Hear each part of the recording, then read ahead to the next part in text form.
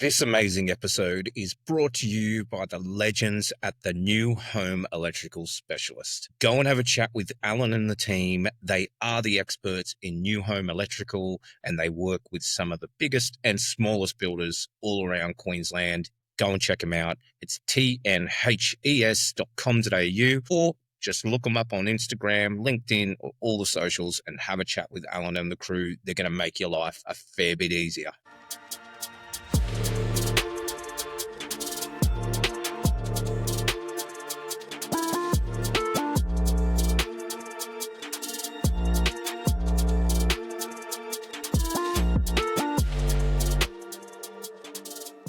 Good morning and welcome to the Good Builder podcast. This gentleman doesn't really need an introduction because he's an absolute legend and we've had him on a lot of times before.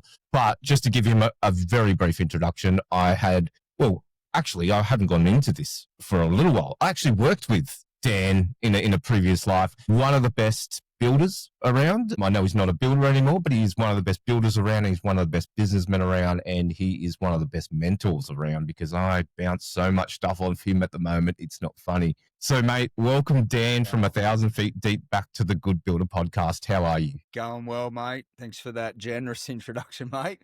I mean it, mate, as I always say, because I think the deeper and the more I get to know you, and I know we talk a bit off pod, and I like to be fairly genuine. I won't talk about everything we talk off, but you do help me a lot, mate, just with everything in life, in business and stuff like that. So I appreciate you and I appreciate everything that you do for our community. And as a matter of fact, I think I snapped a story yesterday and I was very proud of myself. I started your course. I sat here on this couch, put it up on the TV, and I'm like, get into it, all right?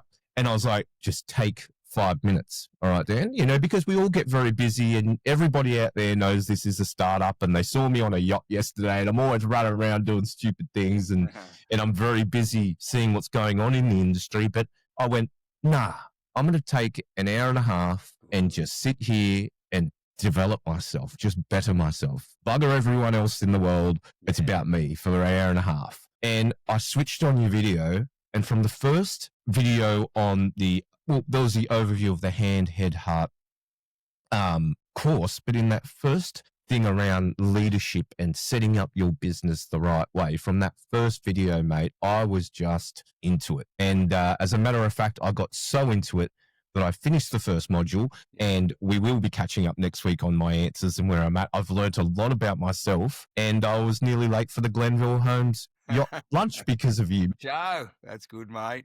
I love it. Thanks for the feedback. Yeah, guys out there, if you want to jump on and do this online course, like I'm shamelessly plugging it now because it's amazing. But, you know, go and check out the website. Again, we'll put the link in there. But honestly, what I said to Dan before this podcast was, you know, I'm a busy kind of guy at the moment and I hope that stops. But I took some time to, as I said, look after myself and better myself. And I started doing this course and I was like, oh, another one. Let's see what it's like. And I knew it was really good, Dan. Don't get me wrong. I know it's from you. I get it, bro. Yeah. And then you go through the whole, and I am like, oh my God, I can't wait to do the next chapter. And I'm coming in tomorrow morning on a Saturday morning to do the next one so no one annoys me.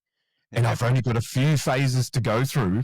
I've got to go through those 3 phases and I'm there and I can see this light at the end of the tunnel. Like it is just this blueprint, mate. Was that purposeful? Like it is just so, the online course is great. I'm sure the one-on-ones are great and we're going to do a few of those, but it is just so, you can navigate it very easy. It shows you the path to where you got to go. Was that the purpose of the whole thing first, Dan? Absolutely, bro. Yeah, it was because, you know, like all business owners, you know, we know what we know and we don't know what we don't know. And Hand at Heart, the program, leadership team and culture development program, mate, it was born out of every mistake we made, every tension we had around, you know, leadership and structure of a business and how to get the best out of people. And, you know, my mindset, you know, I found that the biggest obstacle in my organization was me. And so we start there.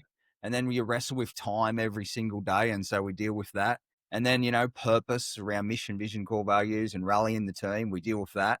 And then system and process and all the stuff that's, you know, real business, you know, because real business is not so much what we do, it's how we do it, why we do it and who we do it with, you know, and then the what we do sort of comes next. You know what, Dan? You know what's actually, Sorry, you go, Dan. Sorry. No, you go, mate. You go. Oh, I was going to say, I'm just so excited. Sorry to cut you off, but one of the interesting things for me, mate, was work style. Something like the work, like my leadership style. Yeah, good thought. You know, what really hit home was our pods, really. You know, when you go, are you a coach in the grandstands? Yeah, Or yeah, are you getting on the field? yeah. I'm totally a field dude, man. I'm like We're a on that, ball mate. boy. Making I'm a every ball tackle, boy. taking every hit up. I got my hands all over that ball, you know, and then I look at it and I'm like, that's why. Yeah, That's why this situation happened. In my previous business, yeah. that's why that didn't go so well. You know, and there's all these little things. And I love how you're not, and you show strength in each of the personality types and work types, though. And there is a balance that you can shift where you need to shift into different modes. So, anyway, mate, I just wanted to say thank you for giving me a complimentary look at it, because I really appreciate that. And I wanted to do it because, as I said, I want to, as I do this course, I'll talk all about this course and my personal experience and a few of my answers, and they'll see me evolve like a chimp to a man in no time. Good on you, mate. But before we get into that, Dan, we'll not even get into that because we will get into that. But today I wanted to talk to you about your influence workshops. And, you know, I think influence is one of the most important skills. I think a lot of people don't understand it. It's something that's not taught at schools, and it's not taught about how important it is. But before we get into it, you know, could you take us through what influence actually is and how important it is in a business, mate? Yeah, really good. Mate, well, influence is everything, isn't it? Because, you know, leadership essentially is influence. Yeah. But in the past, we may have got away with leadership being like more position, about authority, if you will. And it's not like it's not that. And this isn't a new thought, but this is the thing. Leadership is positional, fair enough, and it's about authority, fair enough. But people will only follow people they want to follow. Eventually, eventually they'll go, well, I'm out, for good and bad reasons. And so influence is more about permission. Yeah, And we understand this, mate, because, you know, you even think about our own children, right? I mean, when they're younger, we have authority over them, and for good reason, to keep them safe. And obviously we love them and all the rest, and we want the best for them. And so when they're younger, we have authority over them. But when they're older, they come out from under our authority, and we're actually hoping that we've got some influence in their world. Yeah. But as our kids get older, even our children can decide to listen or not listen, and we're hoping by the time that they're not under our authority anymore, that we've sown enough in them that they would actually want our influence. Yeah. And so this is why influence is actually permission.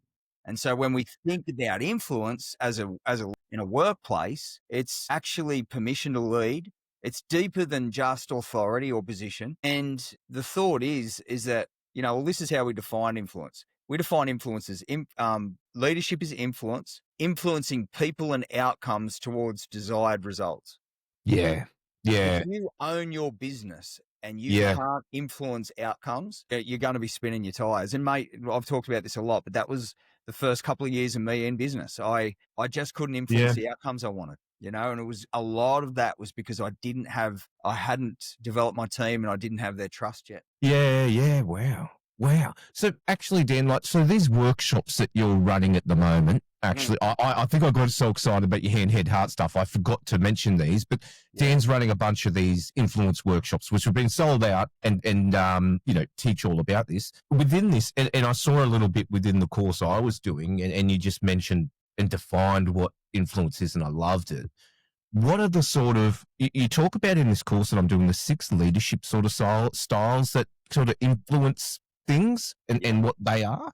Could you go through exactly what they are? I found them fascinating because, and I'm going to talk to which one I was after you kind of go through them, because I think this kind of influences how influential you are, or you know. Yeah, it's a driver. Like, say, your leadership style is a driver of effective influence. So, you know, when we think about that, what we're saying is, okay, well, if leadership is influence, how do I increase my influence? Yeah. And so when I say a driver of effective influence, essentially what I'm saying is, how do we increase our influence? Yep. And how do we be sure not to decrease it? Because remember, if you're a leader, position will only get you so far. You need to be ensuring that your influence is growing with your team. And if it's growing, you will you will get the desired outcome that you're looking for. Absolutely. But if And you you're keep that influencing, team too, Dan? Does retention come under influence? Do you oh, feel absolutely, mate. there's a link? It Okay. is, mate. It's exactly that. It's everything to do with business. You have a think Yeah. about, like, profit, reputation, cash flow, quality, you Yeah. name it. They're all byproducts of a healthy performance-driven team. Yeah. You can't have a True. healthy performance-driven team without an influential leader influencing outcomes. I love how you've done that, Dan. This is what I want to do. Mm. There's a lot of problems out there in the construction world, isn't there? Like you say, cash flow, trade shortages, and things like that. Now, I've talked to a few builders, and actually, I had a very interesting chat with JG King. So I should make an introduction to John King, the executive director there. Lovely bloke. And man, that was a fascinating podcast. I'll be dropping that next week, Dan. Anyway, very influential, I can see. Because I saw a bit of your stuff on LinkedIn, and I was like, I'm kind of getting what influence is. Yeah. This dude's influential. And it was what he was able to do, and similar to what you were able to do, is kind of break down that there are, as I said, all these problems with trades and things like that, but they never have them because they've got all these things, it seems, at the foundation of their business sorted, where he has great relationships, great influence, which then bleeds into a successful business that didn't miss a beat over COVID. Their timeframes never missed a beat. Yep. I know there's other things that he's doing, and people will hear about this. He does his own manufacturing and whatever. Yeah. But still, they don't manufacture at a time when you're under pressure to get material unless you have the influence to make them to reach the desired outcome of getting the material to site in a timely manner. You know what I mean, Dan? Like, it all comes back to that leadership. It does, mate. It comes back to, and the idea of influence is that we'd influence the things that we can influence. Yeah. It's not about control. Yeah. It's about being able to, because you can't control the weather, and sometimes right. you can't control external things that affect your cash flow. But what you do about those things is where influence comes into play. You can be negative about it. You can be pessimistic about it. You can shout and scream and jump up and down, but that won't move anything. What we're actually hoping to do with influence, when we understand the drivers of influence, which we'll get to, we can start to influence even the way we think, because that's the driver of influence, mindset. The second driver of influence is the one you mentioned, which is our leadership style. And it's so important. And what we want to do sometimes as leaders, and we're all human, is we just want to put the responsibility of things on other people without actually influencing their capacity to to do their role. Yeah. And then also to work under stress and also work under pressure. It's not about life all of a sudden rolling out the red carpet just because you're a person of influence. I mean, life's still hard and things still happen, but it's like, well, now we have a recipe, if you will, to just keep moving forward. Yeah. So you talked about styles as. Yeah. Okay. So if a driver of influence, firstly mindset, the way you think. And you go through that in the course too, actually. Very cool. We've got some criteria, because we always want to define what we're talking about, what we mean by influence, what we mean by driver, and then how you can outwork that. So first one is mindset. The second one is style. Now, your style, and this isn't a unique thought for me. I heard this myself, but I think it's a really good analogy. So there is no one leadership style to lead with. So it's more like a selection of golf clubs, if you will. Yeah, I like it. Because you're going to be under all sorts of different pressures and tensions, with all sorts of different problems to solve, with all sorts of different people, and not one size fits all. But in our program, with that in mind, we did develop what we thought were the 6 drivers of influence for your style as a leader, if you will. Yeah. Okay. So the first one would be a capacity-driven leader. That's a style of leadership. So that style of leadership is a positive leadership style. So it says, if I want to move the needle for my organization, I have to build capacity into my people, my systems, my processes. My people have to be able to carry the weight of success. Yeah. Has my organization got a foundation? And the capacity-driven leader spends a lot of their time and their mindset on building capacity into those things. Yeah. And we can see what that would have a positive outcome. Yeah. The second one would be an influence-driven leader. Now, that seems to make sense, but what this is a leadership mindset. And the thought here is is that every single person in your organization, from the receptionist, the apprentice, right through to the general manager, CEO, and yourself, need to be an influence-driven leader, because the success of every task within your office, within your business, is going to rely on the success of somebody else. Yeah. It's going to rely on interdependence. Absolutely. You need everybody in the team to be able to move that task forward. Yeah. And if your success hinges on somebody else doing their job well, you're a leader. Yeah. Yeah. And you need to influence outcomes. You need to be able to go, how'd you go with that? Do you need some help with that? And follow it up, make sure it got done, for instance. And so whether it's the apprentice, the receptionist, or right through, the role of a leader, a capacity-driven leader, will develop their team to understand that everybody is a leader. Everybody influences outcomes. Nobody's just a. You're not just an apprentice. You're not just a receptionist. You are a key member of our team. You carry influence, and the expectation here is that when you're in our team, that you influence positive outcomes. Yeah. And so that's a mindset. And so that across the board. The next one that we talk about, mate, would be a control-driven leader. Yeah. Now, this can get into negative territory when it's a bit out of control. There's nothing wrong with control-driven leadership. Every builder out there knows what it's like to go to the job site the day before handover. Yeah. 5 days work to do in a day. Yeah. Let me tell you, when that happens, you're going into control mode. And it's all good.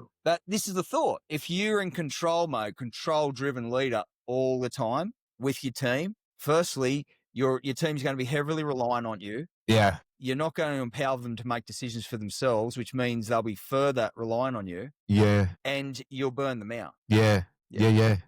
If you're walking around your business with a one wood every day, smacking the ball around, you're not going to have the finesse that you need as a leader to be able to deal with the range of things that are going to come up in your world. Leadership is a selection of a club, and you need it sometimes, but don't overuse it. Yeah, and I reckon I fall a little bit into that one, Dan. I've always been I've been in leadership roles, but I'm inherently a doer. I'm inherently someone who likes to get their hands dirty, get involved. When I play footy, you'd never see me not with the ball. I'd be like, whatever. I remember getting swung around with Maoris that were like 3 times my size, but I'd be like, whatever, let's go. I want to hit this dude and let's go. Like, I was just involved. Like, you got to be there. You got to be showing that and it's not about showing off, but about showing that you're doing the work and come follow me. You think that's the right example sometimes. Yeah, but I felt that in my old business too, Dan, like, because I was like that in my previous business prior, like,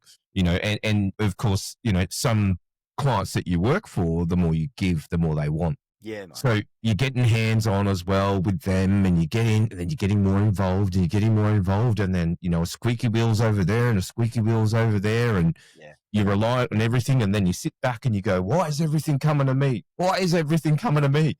Because you're involved in everything, mate. You're involved in everything, and you think you know everything, and you got your hands dirty on everything, and that's the reason. And I resonated very much with that, and I do that sometimes with businesses. Like I said, I'm not perfect. I'm not here at the Good Builder trying to preach to everybody that this is how you do it. I bring people on like you to say this is how you do it. I think I'm a walker test that case, man. Like I think I want to be a living case study, and when I die, people just go, damn, like, that was interesting.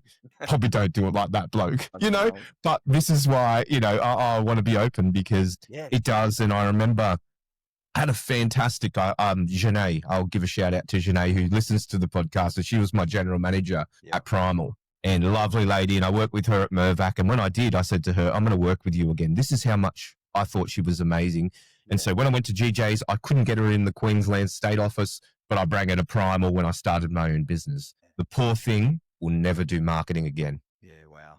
After working with me for 7 years. Yeah. That's sad. I shouldn't laugh, but it's kind of sad. I burn her out. Like, and we're still really good mates, but she is now a very successful Pilates teacher, and she's amazing at it, which is great. I think she found her why working with me through pain.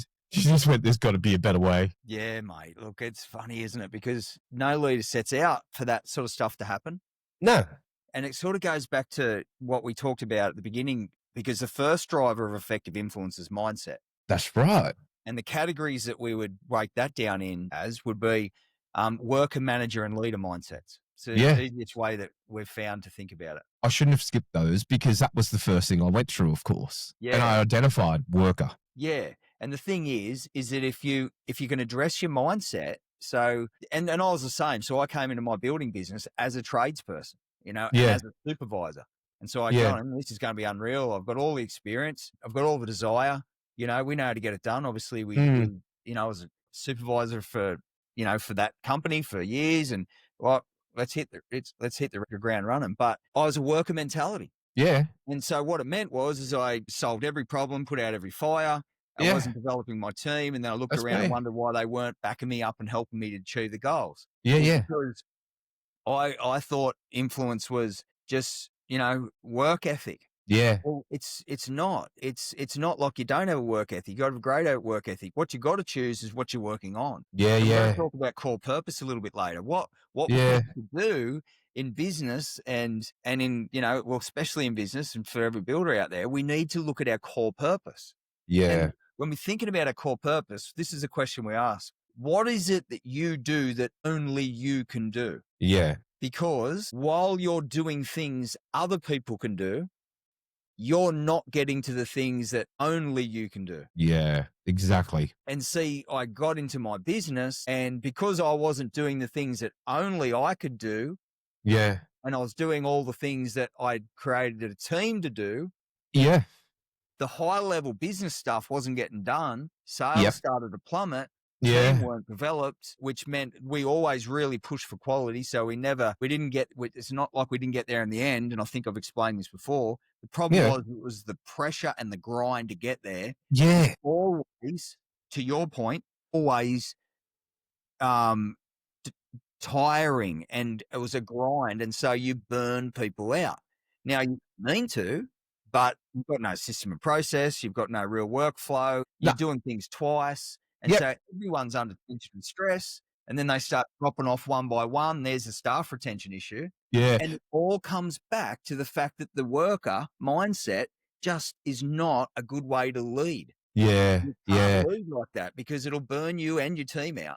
Yeah, yeah, and you know what, Dan? And sometimes, like as you said, I think the worker mindset too is sometimes not for me. I think it's for nothing else, but you also want to do a good job, and especially when this was my first own business as well. Of course, mate. And I think a lot of builders and tradies out there would resonate with that.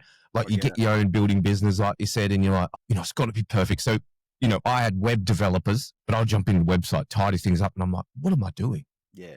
That's right. And then, as you said, the whole thing is you don't purposely burn people out, but you can see definitely how it happens. And it did, man. It was really everything you're saying in the course is true. And that's what I loved when I went through the course. And I'm sorry, I skipped that mindset bit, but that was the first, I was like, boom. And then I went into leadership style. Yeah. And then I could see this way where when I try and do it myself, I'm like, I know there's an issue. And I know it's kind of like I'm too much of a worker, but what do I actually have to change? And then you just try and change your style, but you're not really talking to your mindset and thinking about that. Yeah. Yeah. So you're missing a whole heap of things when mindset is number one. So this gave me, as I said, a full blueprint. Yes, it does. I think it's going to be an interesting 12 months for the good builder by the end of this. Yeah. Well, mate, we've spoken about it on nearly every podcast, and it's why we say that as leaders, high level leaders, of course, it's not saying we don't work. We just work in areas that really move the needle for the organization. Yeah. And so what we've likened that to be as a coach in the stands, not a player on the field. Yeah. Someone's got to be able to see what's going on. Somebody's got to be able to look down on the play. Someone's got to set the game plan. Someone's got to develop the team. And if that's not you, who's doing it? That's right. Because if it doesn't get done, you won't win the grand final. Yeah. You don't win the grand final without a crack team that's fit, rare, and ready to go. And there's a lot of elements to that, but it starts with the leader. And so when we think about influence, it's like, look, influence is not only desire, but we all have a desire for positive influence. We all have a desire to do the right thing. We all have a desire for our businesses to be successful. Yeah. What we don't tie together is the fact that influence has drivers. Yeah. And your mindset is the first one. Yeah. The way you work and the way you think about work, the way you think about time And how you spend that time is going to affect your influence and your outcomes. I hate time. Time is my worst enemy. Time could be your best friend or absolutely your worst enemy. It's my worst enemy, mate. I say it all like it's my little private thing. I haven't really ever said it out loud. I despise time. I don't know why, but it's funny as, well, you ever think about it this way. Successful people, successful organizations don't have more time. Yeah, They I don't have know. more time than you. They don't have more time than me. I know. They just manage it. Actually, Use it what better. they do is they influence it.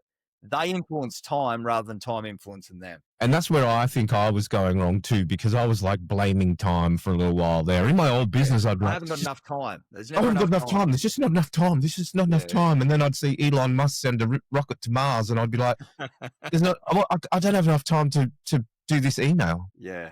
You know what I mean? And I was like getting so frustrated. Anyway, I'm so sorry, Dan. I love this podcast because this is a great convo, but I think I cut you off from the last three.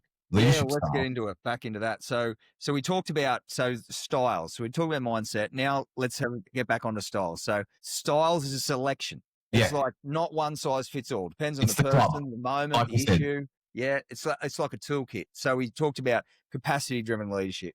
So that's like non-negotiable of leadership. You got to be building capacity into people, team, process, system, all that sort of stuff. Okay. Then influence-driven leader. The role of every leader is to have their team understand that they're all influence-driven leaders. They're all influencing outcomes. The next one we talked about was control-driven. It's a club in the kit, but you don't want to overuse it because your team will be too dependent on you and you'll burn them out. Yeah. Okay. Then let's have a look at maybe the opposite, which is your delegation-driven leader. Yeah. Now, it's funny, I read a book just recently, Ivan Cleary's book from the coach of the Panthers. Like massive success they've had there over the last 6 years. But what they would tell you is that all of that success came years before when they were nearly bankrupt, and they set what they would call the 2015 vision document for their club. Wow. And what he says that influence is his superpower. So to be an influence-driven leader is a very positive thing. But here's the problem. To be a delegation-driven leader is his superpower. But here's the tension you got to manage with that. If you delegate tasks without setting people up to win, you're going to find out the hard way that they weren't developed enough to be able to carry that weight. Yeah. And so you can do a couple of different things. You can influence people when you delegate and show them how to win, show them the measures. Essentially, we talked about this before. If you're going to delegate to people, you need to set the expectation. You need to empower the outcome. Empower the person. You need to measure the results. And you need to hold people accountable. If you're going to use delegation as your leadership style and as a superpower, you need to do those 4 things. If you don't do those 4 things, what's going to happen is you're going to give them a job and you're going to go straight to hold them accountable. And exactly. You're going to find out the hard way that they weren't ready, or they didn't have enough information, or it wasn't the right person to give them that job. There's a million different ways you can cut it. But this is the thought. As a style, and when we talk about delegation, it's awesome. But just make sure that you understand that it's your job as a leader to help them to understand what winning looks like, and then develop them to get there in the end. Yeah, cool. Makes total sense. Sense. Because on the backflip of it, I've worked for some that are very delegation type leaders, and same sort of thing. I remember our team just, because we weren't set up for success, it was almost a mutiny on the ship. Well, that's what happens. And see, this is the horrible thing, mate. Like I know you personally, and you're a legend of a fella, and I never ever set out to do the wrong thing by my team. And I know why I say that I know you, and I think you're a great fellow, is because I know that you would never set out to do the wrong thing by your team. No. And yet when we look on social media, we hear all this language around toxic leaders and toxic teams. And you know what, mate? Mostly I think it is. I'm not saying that there's not those types of people, but mostly, and we've talked about this before, but mostly I think it's not no care. It's know how. People just don't know how. And so they go about life and work and business and leadership the way they always have. But what we need to understand, we need to develop ourselves. We need to grow into our roles. And so what happened when I took on my business is that I took a worker's tradie, builder, supervisor, carpenter mindset into a multi-million-dollar business that required leadership at a level that I've never known. Yeah. And Yeah. when you go into a spot like that, you start to learn the hard way that you're just not where you need to be. And sometimes, 100%. unfortunately, that can cause stress and pain to other people. Oh, So this is yeah. why this is so important, Aaron, because It is. then what happens is not only you're hurting people, which is, fundamentally no one wants to do that, I don't think. No. But beyond that, you start to risk the very thing that it is that you're doing, Yeah. which is creating a business. And then it starts to risk your reputation, your cash Yeah. flow, your Yeah. profit, your Yeah. personal relationships. Oh, yeah. And unfortunately, mate, marriages, Yeah. friendships, the whole Yeah. work. Yeah. Yeah. And this is why we call this the drivers of effective influence, because we say, hey, look, get these couple of things right, start to manage them, not be perfect at them, but understand the toolkit and use it, develop yourself. You can start to grow your influence. Yeah. You can start to influence outcomes and desired results. Yeah. But if Yeah. you just stay where you are and don't change, nothing will change. Absolutely. And in fact, the Absolutely. world changes at such a great rate that if even just being stagnant is going backwards. Oh, And so we're always absolutely. needing to develop. Like it's madness, It's Yeah. like right now, our organization, 1,000 Feet Deep, I just caught up with Sales Mentor yesterday. Yeah. Yeah. Yeah. And Yeah. we've just hired him, right? And the Yeah, reason yeah. we hired him is because I don't know enough about sales. Yeah. I've Yeah. got to bring professionals into my world to help me be better. Yeah. We've got Yeah. Yeah. accountants. No, it's not rocket science. We've got solicitors. Yeah. We've got a sales expert. Yeah. Hiring people. Essentially what happens, guys, is whenever you hire someone to be Yeah. part of your team, you are delegating to them. Yeah. But Yeah. you've just got to make sure you set them up to win. 100%. And I didn't do that And Yeah. it was a horror show for a bit. As I said, same with me, Dan. It was the Yeah. exact same thing. And I reckon everyone's gone through it, mate. Like Well, you, everyone goes through it, just yeah. would. And this is the thing. This is where I am super passionate about, Dan. Like, and we've talked about it so many times before, but can we please have every business in Australia just dedicate an hour every week to training their employees on something? Yeah, mate. Just 1 hour a week. Imagine you did that for your team, 1 hour a week, and you bring in Dan from 1,000 Feet Deep. And you went, we're going to talk about influence this week. Even if they don't come on, a full course with you, which they should, but even if they just got in, imagine the retention of employees, imagine, I'm a big dreamer. I think I'm like John Lennon, right? And I'm like, imagine what it would do to society. Everyone's just bettering themselves. That culture of bettering yourselves is embedded in every workplace in Australia. And we are gung-ho on self-improvement and being better as a person and better as a community.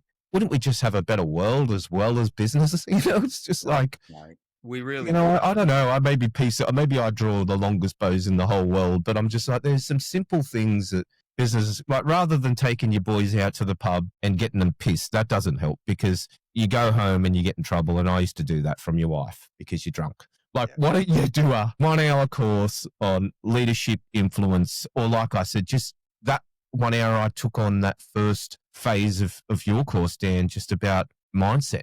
I learned a lot about myself just asking an hour of questions. And I came out of that going, I'm so much clearer on my life as a whole and who I am. Yeah. It's like, come on, guys. Like, mate, I don't know. What you're saying is just so vitally true. So one of the things that we did to turn our business around was we created a weekly leadership meeting for our team. Yeah. And so it was Wednesday morning, 8:45 until 20 past 9, 9:30. And we got every single Wednesday and we came with what we call ways to think, not more to do. I wasn't giving my team more to do. It wasn't a takeaway where you go, all right, now let's go and fix this and do that. It was giving them ways to think. And so 1,000 value. Well, mate, it is. It's developing a team, hand, head, and heart. So skill set, mindset, and character. Yeah. The thought is if you don't do that, they won't be ready. They won't be win. It's like, you ever think about it this way, mate, and we've used this example before as well, but I think it's a good one. So armed forces continually train. Yeah. Emergency services are continually training. Yeah. And yet, And sporting teams, right? They could train for 40 hours a week for 2 Yeah. hours a game day. Yeah. Okay. And then when you look at our teams that work for 40 hours a week, Yeah. how often do we train them? Yeah. Exactly. Zero. Right. And even if it's not zero, even if it's just a little bit, is better than nothing. But we don't just train them; we train them hand, head, and heart. Yeah. We train them skill set, mindset, and character. And we have leadership programs that you can implement in your organization. So we have Yeah. different leadership topics that you can purchase, and you can Yeah. run them for 7 weeks. 7 Yeah. weeks of material, and then That's what I'm then you saying. buy another one. There's another 7 weeks. There's podcasts Yeah. that we do, stuff like Yeah. this. Beyond that, there's 7 habits of highly effective people. That was a great one that we started our team on. Yeah. Yeah. There's so much material out there where you can develop your team, Yeah. and the ways to think, not giving them just more to do. Yeah. Yeah. Actually investing and caring about them as a person. Exactly. And you know what? Like that analogy between sporting teams that you brung up in, podcast number 10, even though we're up to 176 now.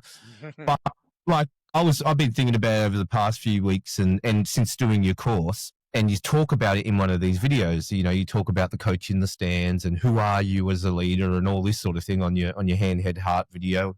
I loved it.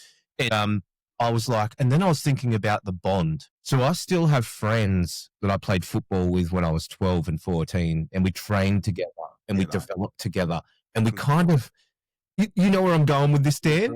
Yeah, great. You know what I mean? And the bond, I would work with those fellas again. Those fellas would work with me. Not work, but like we never worked together, but we know that relationship is strong. Yeah. Look at a workplace. You look at a workplace. LinkedIn is I love LinkedIn. I'm probably the biggest menace on it. But on LinkedIn, what I really don't like about it is, you see, I've seen this several times. An employee will go to a certain company and go, "Oh, I'm with my family." They leave. They've got a new family, and they announce their new family. And I'm like, that's like a public divorce. Yeah. That's so bad. But me and my footy mates wouldn't have a public divorce. And now I wouldn't like if you had that bond with the company, like for me, Kmart Tire and Auto, Tony Scalius, I'll talk about a business outside of the construction industry. He was an epic leader, and I had a pretty wild childhood. And even when I was working for Kmart, they knew some things I was doing that he took me under his wing, and he was such a lovely fellow and let me, probably turned a blind eye to my lifestyle. Now, with that, I never went to another job and went, this is my new family. Like I've always got this bond back there. That's it. And I'll tell you what, that if I just wanted to expand my wings and I was a younger fella back then and I wanted to get into the construction side, I got into commercial construction with that sort of thing. But if it wasn't, I'd always go back to work with them. And I think that's the other thing that training does and that sort of support, because he used to do that. We used to do training all the time. He used to better me all the time. He used to just have a chat with me on a Monday morning. What did you get up to on the weekend? You cared about you, mate. And all this sort of thing. Oh, you shouldn't be doing that. And he just talked to me, add value to my life. Yeah. And I'd just forever he'd be like, have you read this book? Have you had this bit of knowledge? Have you thought about marketing in this way? Anyway, I'm going on a long thing again, mate, but I'm just reiterating that I think that it is a completely missing piece in our business world as a whole, in every industry, not just construction. No, mate. And you certainly, and I know there are other guys and teams out there, but what you teach is like the foundational thing of a business that will really bring it together and cement the team. And I think it's important. Mate, yeah. Well, I think what you're saying is just relevant, mate. To be honest, Yeah. It just paints the picture of how important it is and so many levels to invest in people. Yeah. I think the ultimate goal of leadership is that the people that come to work for us are better when they leave, if they leave. Yeah. Across That's their whole life. Yeah. But this is the problem and the tension. We're that under pressure as leaders and business owners. That's not like we don't care. We don't know how, or we just don't have the time or emotional energy because we're that sort of burnout, or not even so much burnout, but just always in the grind. Yeah. So part of your core purpose, if you will, is part of the time that you spend and invest in 1 week needs to be dedicated to, well, firstly, time to breathe, giving yourself as a leader time to breathe. Yeah. And then it's like investing in your team. The way that you move the needle for your organization is you get your team developed, you get them up for game day, you show them what winning looks like, and you develop them so that they can take the hits. This is short.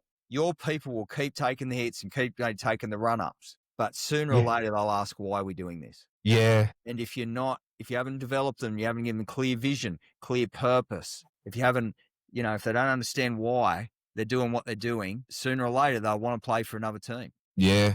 It's just the way it rolls. Yeah. And it all And comes that's it. back. It all comes back to the leader. It does. Again, and that's it. I would, like I said, I'd hit it up for you, Dan, mate, if I ever work for you, but I'd hit it up for this fella any day. Yeah, good. You'd just be like, whatever, let's go. He's, that's leadership. And that's the influence. That was the influence bit too. I can tell he's a very that's the influence bit. Influential. The other thing interesting, Dan, and we've got a few questions to go, mate, but another interesting thing was when I was on this yacht with the Glenville guys yesterday, they were talking about the guy who created Springfield. Do you know Springfield out here in Ipswich? So it's a mega city, man. Okay. So a family did it, divided up the land and did it all. This Indian family, amazing city. Like I worked in the shopping centre there for Mirvac that we developed, and it was one of the first of its kind. Yeah. Totally sustainable, streets going through it. This place is amazing. And a gentleman named Nick, I met him on the boat. He's the director of Fraser's Property. Okay. And he worked with this gentleman who owns all the land in Springfield and Ipswich and did this megacity. Yeah, okay. And he had this amazing vision. And I remember reading the story, and he said, before we even build the city, it's got to be connected. So he sold the vision of the city to the people putting in all the NBN lines to make sure it was a totally connected Wi-Fi driven tech city that could work out in the western suburbs of Brisbane. And I was like, I read this story and this guy knew him, and I said, that guy must be amazing. Like he just must be, because it was like, a bit of dirt out in Ipswich sort of thing. Yeah, yeah. And he said, the guy is like, his best skill is influence. Wow. He can just influence and sell the dream of what this city was, and they did it. And now there's a train line going out there. Yeah, wow. God damn. That's the power of influence, building a city. And I said, man, that guy, he's going to leave behind a legacy, just like, it's so cool. But he's done it through that leadership and influence. That's what he said. So good, mate. That's so good. Yeah, well, that's exactly right, mate. It's like, it comes back to your desired result. So what we say again is leadership is influencing people and outcomes towards desired result. Yeah. So getting back to our styles. Yeah. If your desired result is control, that's how you'll lead. Yeah. If your desired result is positive influence, you will shift and change the way that you lead depending on what you desire to happen. And it's not manipulation, it's influence. Remember, you're working with people and you're asking for permission to lead them. Yeah. And so it comes back to your desired result. Yeah. So we talked about, okay, so let's just recap quickly. So we've got capacity-driven leader. What a capacity-driven leader's desired result is to have a foundation that can carry the way to success. That's their desired result. They really don't want people burning out. They don't want to find out the hard way that success is actually too much to carry. Yeah. Influence-driven leaders, their desired result is to create positive outcomes throughout the organization. Then you've got your control-driven leader. Well, guess what the desired result of control-driven leader is? Control. And remember, it's not like it's not a good style. It's just if it's overused, it becomes evident that your desire is to control, and really that's just not a good leadership style. Yeah. Okay, and then you've got delegation. So delegation is a really good style. And what is the desired result? The desired result for a delegation-driven leader is that they'll be able to move on to other things and be able to hand things off to other people. It's like, get on with what I need to do, and you do what you need to do. Yeah. That's really good. And that's like inevitable. Every time you put a team member on, that's what you're doing. You're delegating. But you got to set them up well. Yeah. Okay, now let's look at the final two styles. So the final two styles are workload-driven leaders. Yep. And emotional-driven leaders. Okay, so workload-driven leaders, their desired result is just to get through the workload. Now, that's not a bad thing. That's a good thing. Yeah. The problem is people worker-driven mindsets will always have more to do than time to do it. Yeah. Because fundamentally, a leader needs to go from that worker mentality to a leader mentality. And they need to understand that you don't move the needle through workload anymore. Yeah. You move the needle through influence, through influencing outcomes, through developing your people, through finding opportunities for your organization, finding investment opportunities and new sales. It's Yeah. about building harmony and unity into your team, holding people accountable. It's about creating new product lines, making Yeah. sure sales. I mean, a leader has to get everything done. Yeah. And Yeah. so a workload driven leader, where it just goes into work mode. Look, again, it's a club in the bag, and it's a style that you're going to need to use. Yeah. When you Yeah. kicked I'm a off, bit of that too. Yeah. when you kicked off the Good Builder, mate, you just had to rip in. Yeah. You know, and so did I. Workload, you have to get it Yeah. done, and that's fine. But this is the thought: sooner or later, we need to start empowering team. Yeah. And a workload-driven leader will be reluctant to do that because you can't find good help. If you want something done right, you got to do it yourself. Yeah. And they just go, "Oh, I'm just easier to do it myself." Yeah. That's the fallback, you know. You're talking about me, bro. Like, Yeah. when you said that, I was just like, oh man, that's me. Yeah. I'm not like that, but I'm, sometimes I am. I'm just like, oh, look, by the time I write this email, I could just do this. Yeah. And the thing is, Buzz, it's not a personality flaw. It's just a leadership trait or Mm. a leadership style. And it's like, we have a thing called the scale of influence, and we have a thing, we have that, but we also have a thing called a scale of function. Yep. And what we're trying to have people understand is it's not pass and fail. Yeah. We're Yeah. not saying don't work, don't Yeah. do this and don't do that. We're saying just depending on where you are on the scale of function, you're either going to be extreme or functional. Yeah. You just Yeah. want to be measuring yourself. Okay, so a Yeah. workload driven leader, okay, maybe it bends that way. Let's just make sure you're functional and not extreme. Yeah. Because if you're extreme, you're not going to have the time that you need to develop your team. No, and that's the other thing I liked about the course. Sorry, Dan, is that it gives you a measurement tool, as you say, on a scale. It's not like do this, don't do that. Because I was expecting, I'll be really honest, mate. Like I said in the beginning, I was expecting, like, I knew I'm a worker.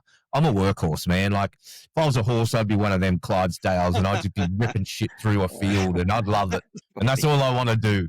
I'm just one of them guys. Yeah. But anyway, I knew it. And then I was going, oh, what's he going to say? What do I have to do? What do I have to change? Because it's in me. Yeah. I've been like this for a long time now. I'm going, how do I get rid of it?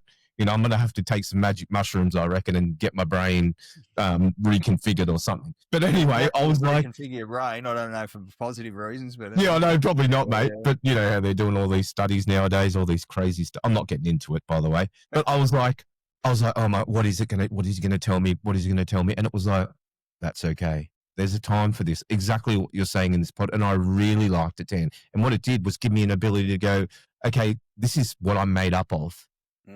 And to understand that, and then to know that I can pull clubs out, and that was cool, Dan. Yeah, mate, and that's it. We don't want anybody. It's not pass and fail. No leader, parent, person needs more guilt.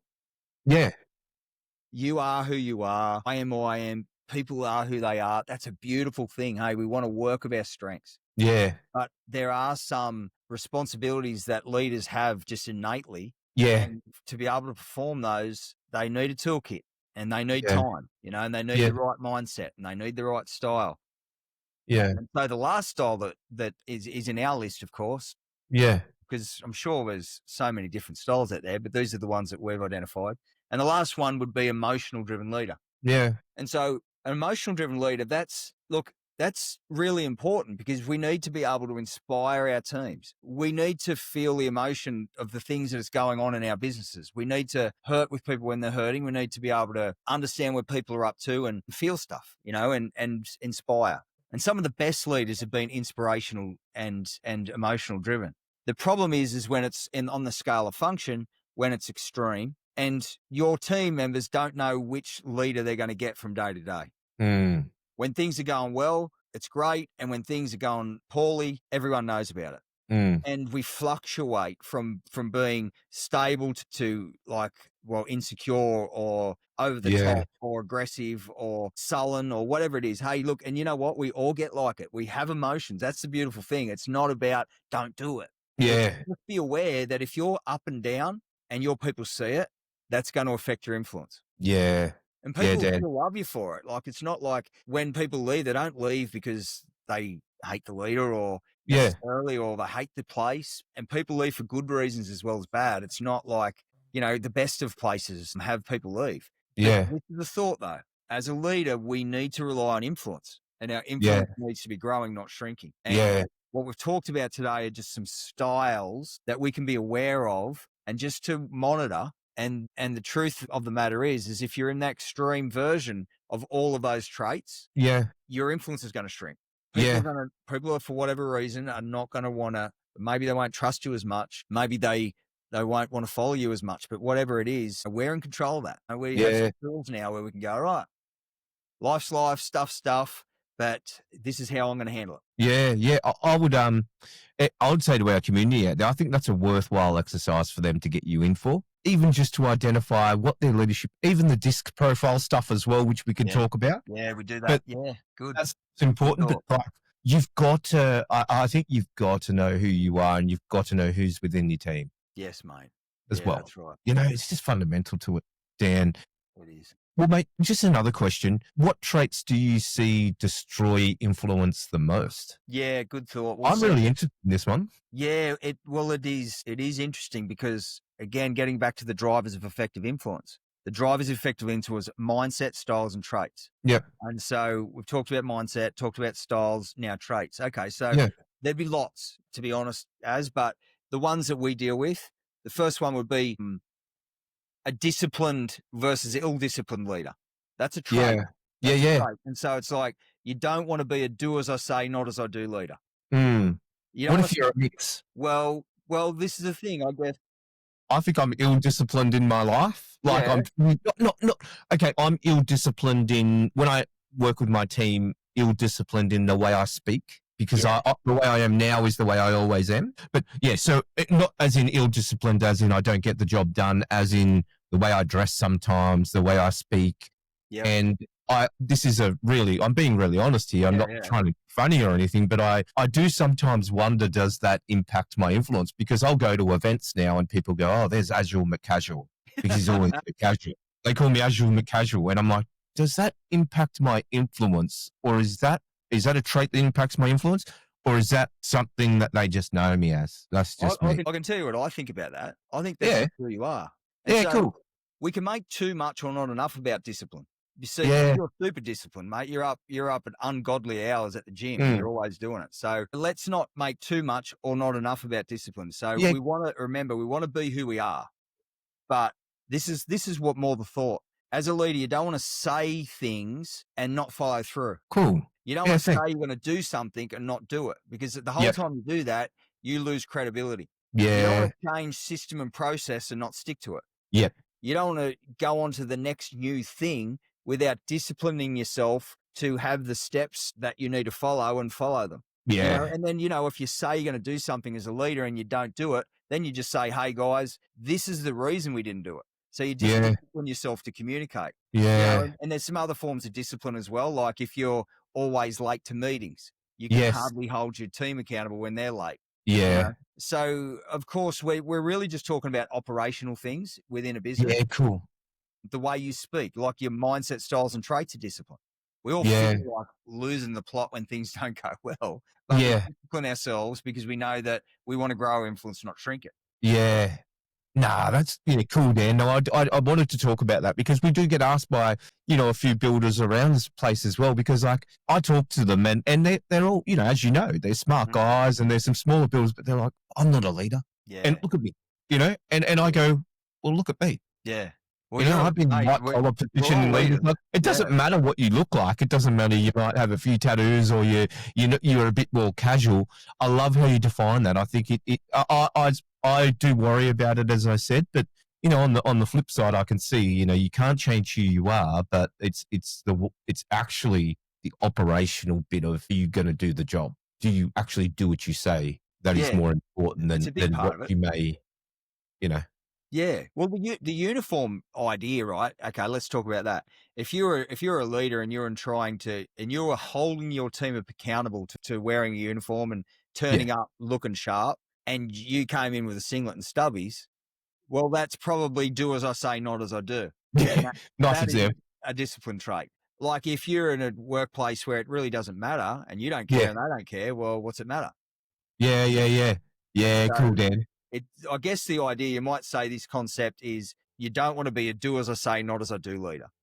Yeah, no, I love it. I love it, Dan, and I just wanted to make it applicable because it is, man. Like as when you don't have like what you have gone through, and you don't have the expertise that you have, Yeah. you do ask yourself. I do. That's why I talk to you outside of these pods. I ask myself these questions. Like, oh, Dan will know. I'll ask Dan this. Like, if I do this, what's this like? Or am I crazy if I'm thinking this? Like, you just don't know. It's always good to have a professional sounding board, I think, mate. Yeah.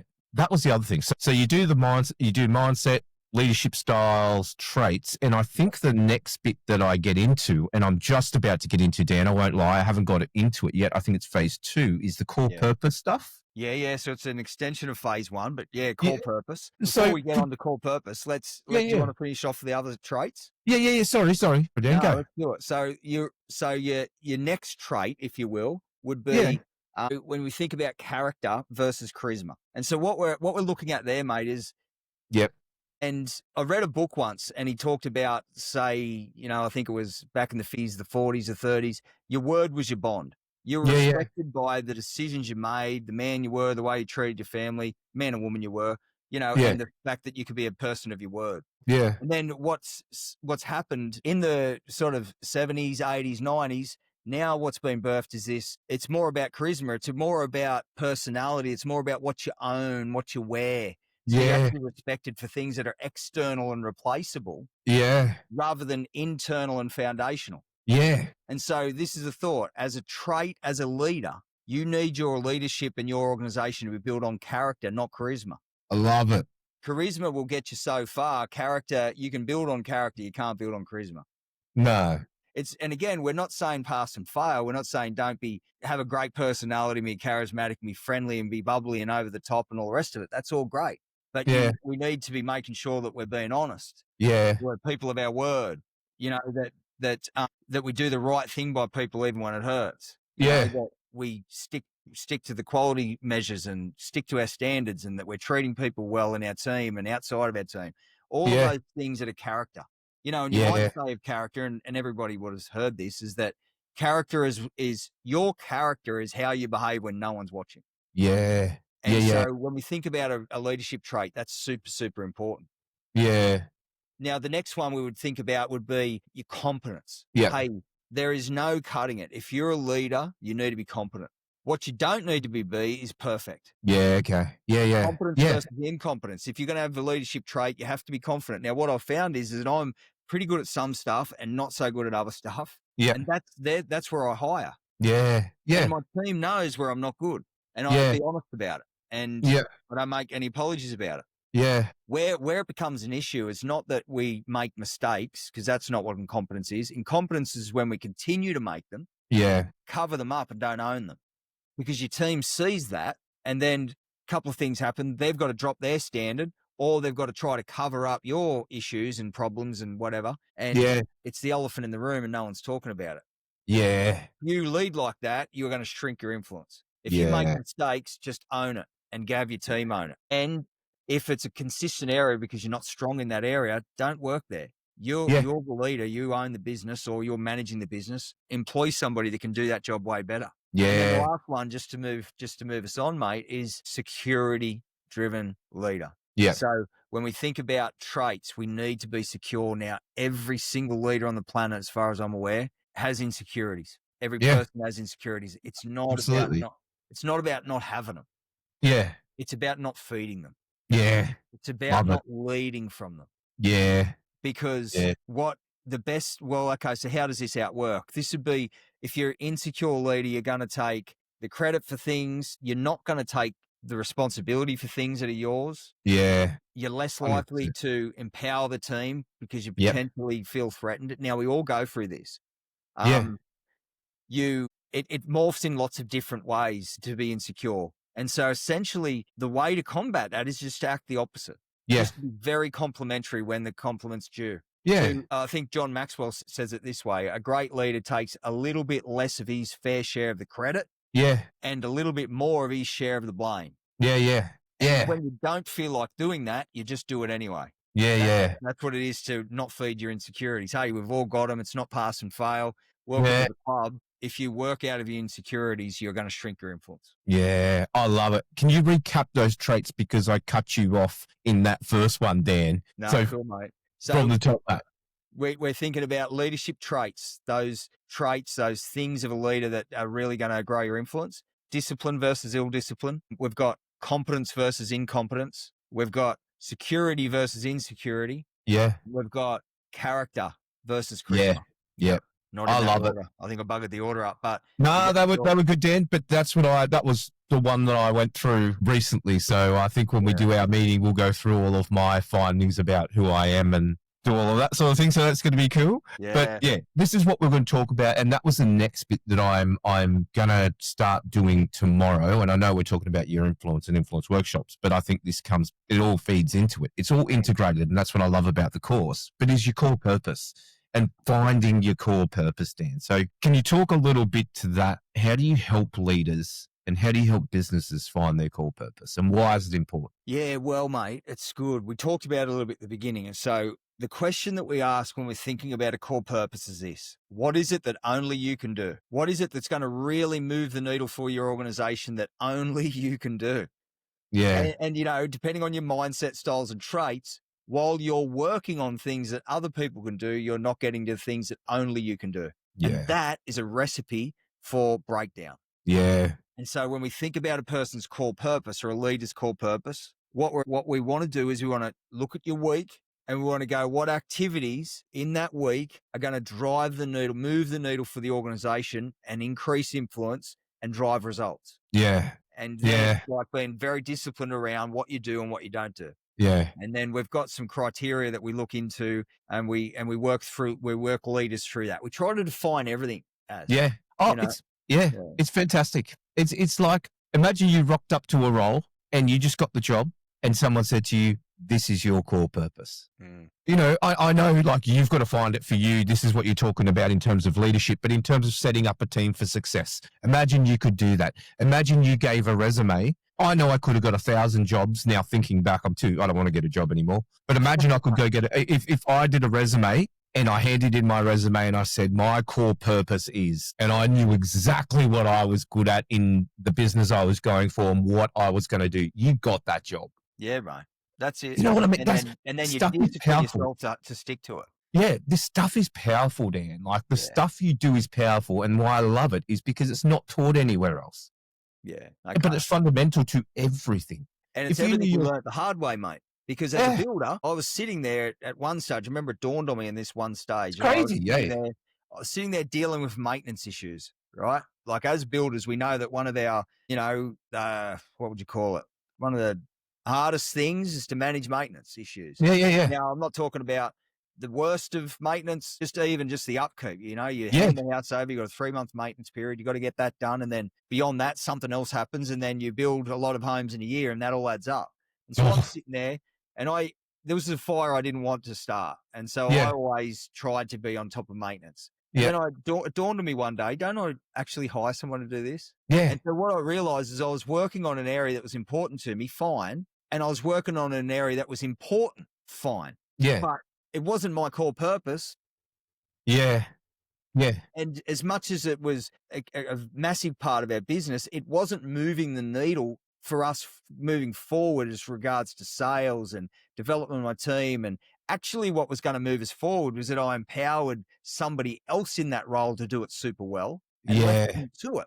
Yeah. That was going to have the long-term implications and the outcomes that I really needed rather than just trying to solve a problem in the moment.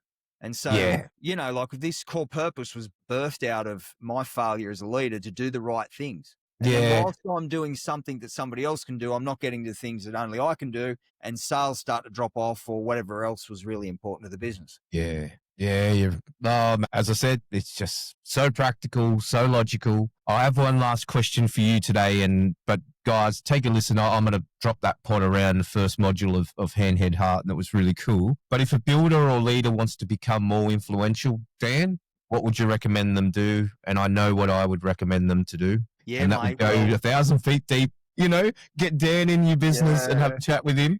Oh, That's mate, what I will thanks, do. mate. Thanks. That's great. Well, look, we have a couple of programs that you can buy online. We've got the Drivers of Effective Influence online that people can purchase. We've got Core Purpose on there as a program that you can buy. But Yeah. obviously, mate, Hand Ed Heart, the full leadership team and culture development program, that's something that we work with lots of different leaders in lots of different fields to Yeah, give them a game plan for success in regards to these areas. But that's like, what it is. even if you didn't call us, start with your mindset, styles, and traits, and resist the temptation to think that it's your team's problem. It's never Yeah, the team's problem. We all watch sport, mate. Like the team stick around for way longer than coaches yeah, because look, and I'm not even saying that's fair, and a yeah, lot of times it's not fair. yeah, But the thought is that it always comes down to leadership. yeah, You know, it all like if the team succeeds, it won't be a fluke. What we yeah, say is that strong, consistent cultures are forged; they don't evolve. yeah, If you yeah, let them evolve, they'll devolve. yeah, You know, exactly. and you might have a strong culture for a little bit, but if it's a fluke and you don't know how you did it, you won't be able to replicate it when that best person that you've got on moves to Queensland or New South Wales, or for me, Queensland, for you, New South Wales. Yeah, yeah, yeah, People leave, things change, dynamics in business change, and we need to understand yeah, what a good culture is and yeah, how to shape it. And if you yeah, don't know how to shape it, another saying we've got is that the strongest influence in your organization is shaping your culture. yeah, And if it's not you, then someone or something is shaping it for you.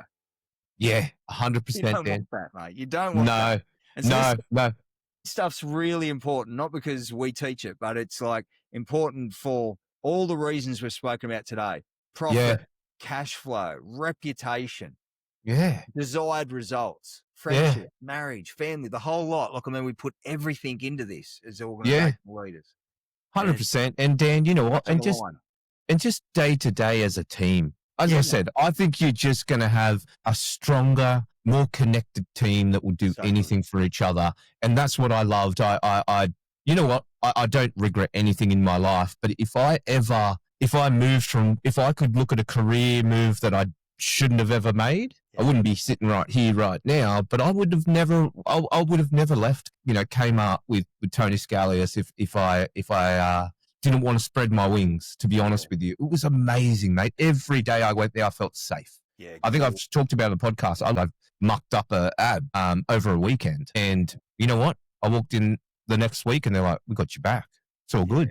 Next time, here's a process. Good, mate. That's leadership. That's that sort of stuff. leadership. And the other thing I wanted to say before we go, all the leaders out there that listen to us and anyone who just loves business, and I know you guys do, that's why you listen to the podcast, could you please have a look at Hand Head Heart program? We're going to put the link in the description here.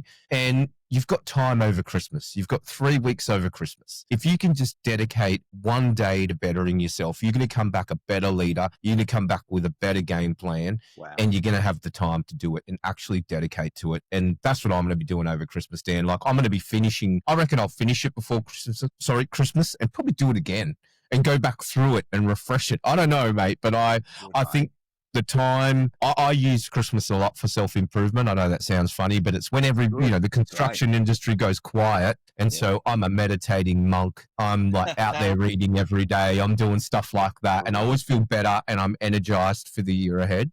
The problem is it doesn't keep going. But, if you can take a small step and have a look at that Hand Head Heart course by 1,000 Feet Deep and Dan on the pod, I would highly recommend it and take some time to do it. It's going to change you. Like I'm so pumped for what it's going to do for me, Dan. So, mate. Thank you, mate. I think that's the podcast. It was a bit wavy. I had a few examples in there and I'll edit a few things, but I think we got where we needed to. And mate, you know your stuff and I love working with you and I do recommend you to anyone, mate. Well, mate, I think, to be honest, your examples today were right spot on. They were crackers. And, mate, it is what it is, eh? We're all human. It's not about being perfect. It's just about being willing and having the toolkit.